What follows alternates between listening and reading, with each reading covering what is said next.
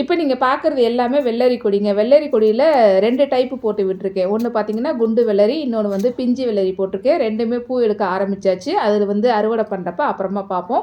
இன்னைக்கு சமையலுக்கு என்னென்ன காயெல்லாம் பறிக்கிறோம் அப்படின்ட்டு பார்த்தீங்கன்னா, வேங்கரி முள்ளு கத்திரி இருந்ததுங்க. வேங்கரி முள்ளு கத்திரி கொஞ்சம் லென்த்தா இருக்கும். நான் சின்ன பேக்ல வச்சிருக்கனால காய் கொஞ்சம் லென்த் கம்மியா இருக்குது. அதுக்கப்புறம் பார்த்தீங்கன்னா, வேலூர் முள்ளு கத்திரி 2 இருந்தது. இலவம்பாடி முள்ளு கத்திரி 2 இருந்தது. அதையும் பறிச்சு எடுத்தாச்சு. பச்சை குண்டு கத்திரிக்காவும் இருந்ததுங்க.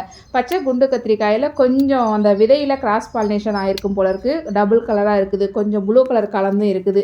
கோஸ் பார்த்தீங்கன்னா, இன்னைக்கு 2வது கோஸ் வந்து அறுவடை பண்றேங்க. நைட்டு நேரத்தில பார்த்தீங்கன்னா, அந்த கம்பளி பூச்சி வந்து சாப்பிட ஆரம்பிக்குது. சரி பறிச்சிடலாம் இன்னைக்கு அப்படின்ட்டு சொல்லி கட் பண்றேன். வீடியோ எடுக்கிறதுக்கு முன்னாடி அடியில இருக்க இலையெல்லாம் கட் பண்ணி எடுத்தாச்சு. இது வந்து ஒரு சாம்பாருக்கு வந்து வருங்க. எங்க வீட்ல கோஸ் சாம்பார் எல்லாருக்கும் பிடிக்கும். அதனால இன்னைக்கு கோஸ வந்து சாம்பார் தான் வைக்க போறேன். சாம்பார்லயும் ரசத்துலயும் போடுறதுக்கு கொஞ்சம் கொத்தமல்லி பறிச்சு எடுத்துட்டு போயிடலாங்க.